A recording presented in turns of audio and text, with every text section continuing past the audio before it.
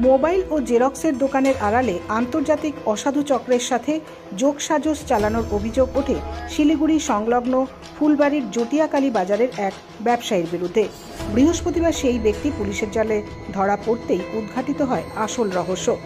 জটিয়াকালী বাজারে মোবাইল ও জেরক্সের দোকান দিয়েছিল জটিয়াকালী সংলগ্ন সন্ন্যাসীকাটা নিবাসী সাব্বির আলী।